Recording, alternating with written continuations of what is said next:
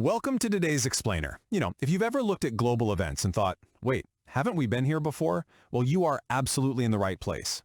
Today we're unpacking a genuinely fascinating macro theory of human history. We're looking at a framework suggesting that history doesn't just rhyme, it repeats. And it does so in a highly structured, actually measurable way. So we're going to map out these incredible patterns right here, giving you a crystal clear, visually grounded look at this massive historical concept. Okay, let's dive into this. The entire foundation of what we're exploring today comes directly from Ramses the Wise and his incredibly compelling book, Shock History, The Incredible 300-Year Cycle. We're going to impartially follow the data and the historical parallels he lays out just to get a really clear understanding of his sweeping argument about the cyclical nature of our world. So here's our agenda for the Explainer. First, we'll look at the Shock History Cycle. Second, Ordo Fractus, the Broken Order. Third, Echoes of the Crusades. Fourth, Return of the Golden Horde. And finally, number 5, A Quarter Cycle of Hope. We're going to map this grand historical theory out by comparing the 13th century directly to the modern day. Section 1. The Shock History Cycle. Uncanny Parallels in Time. I am super excited to uncover these patterns with you. 300. This right here is the magic number at the very heart of Ramses the Wise's theory. The whole premise of shock history is built on this exact 300-year repeating cycle.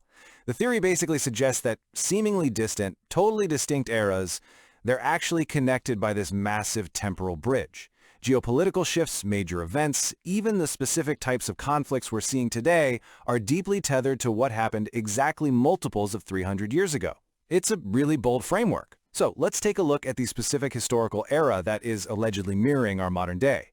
Section 2. Ordo Fractus, the Broken Order. Ordo Fractus, the Broken Order. Just let that sink in for a second. This is Ramses the Wise's designation for the main cycle of history happening back in the 1200s, officially labeled in this theory as the MC 1200 CE cycle. We're talking about a highly concentrated, unbelievably chaotic 53-year window spanning right from 1174 to 1227. This was an era entirely defined by massive global upheaval, shifting empires, and just relentless conflict. It literally broke the existing world order of the time. Let's move to this timeline and see exactly how this builds across the Broken Order. Notice how densely packed these world-altering events actually are. It all kicks off in 1174 when Saladin becomes Sultan. By 1187, boom, we hit the devastating Battle of Hattin.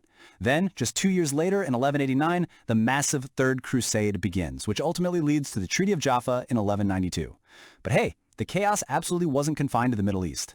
Over in the East, Genghis Khan gets crowned in 1206, and that launches a campaign of unprecedented expansion that doesn't stop until his death in 1227. This timeline, this is the blueprint.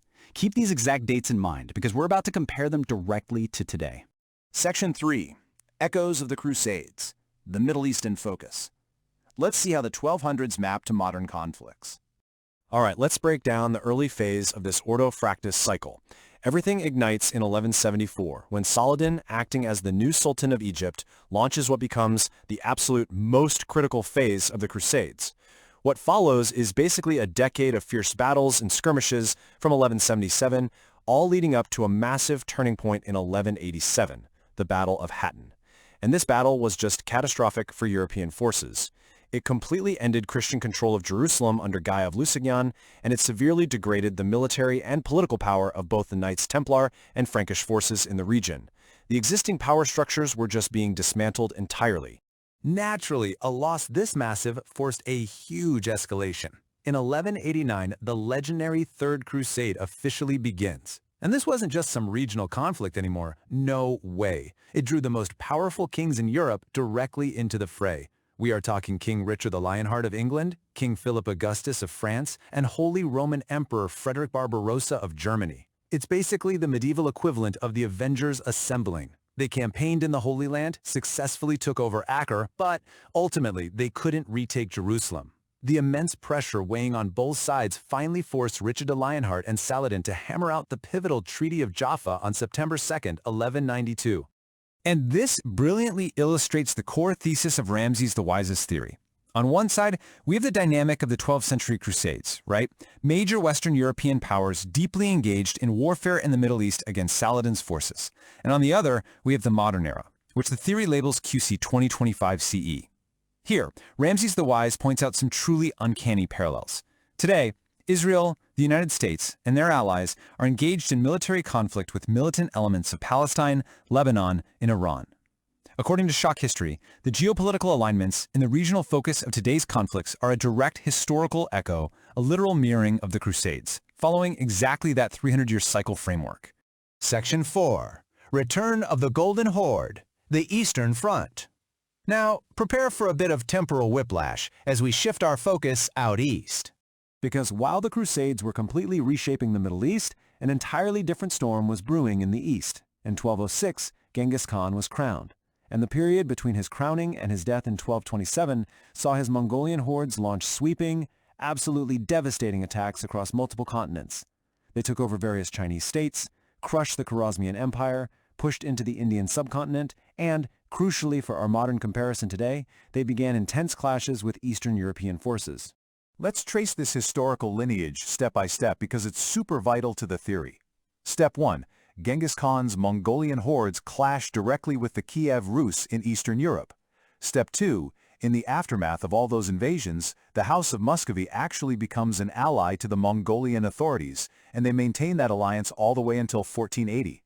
Finally, Step 3.